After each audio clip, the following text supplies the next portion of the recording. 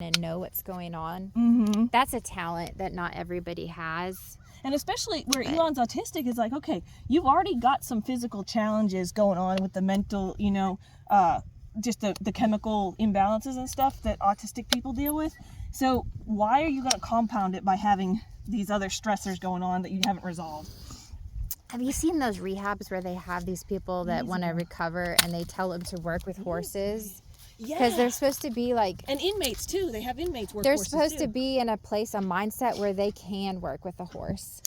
It's supposed to be like your mindset has to change in order to be able to get to work with the horse. Yes. So I feel like you are probably a very stable person because you are working very well with the horses. They do that with puppies too, like raising up the puppies that are going to be service dogs. They have the inmates. They have a program for the inmates to work with them. I think that's so good. I saw a cat program that the inmates were working with. Oh cats. Yeah, where they released a bunch of cats into the I was like, that's it's amazing. Awesome. It's like, okay, that makes so much sense because a lot of times people end up in jails and prisons because they have anger issues or they have these other issues that just working with the animals works and those just things because out. they've committed a crime, I mean, what kind of crime? I mean, I think people can get better, and I don't. People can change, definitely. Yeah, and I feel like, if they're trying and they're improving, like, let them keep doing that. Yeah.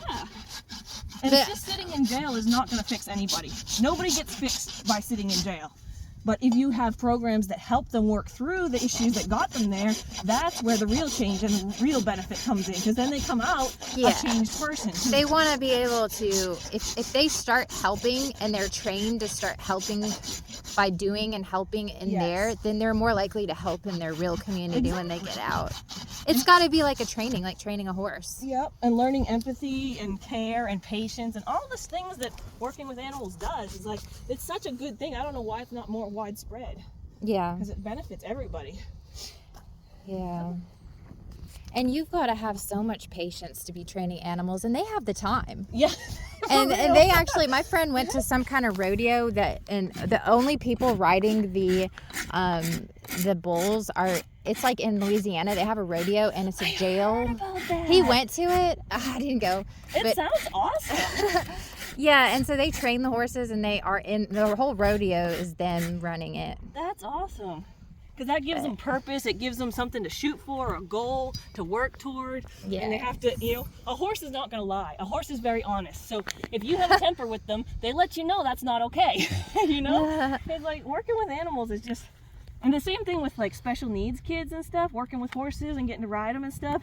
And horses know. They know when someone's special needs or somebody's like injured or something. And you'll get a brat horse from time to time that'll take advantage of it. But most of them, they're super gentle with special needs. They'll be brat to a normal person. But with special needs, they'll just...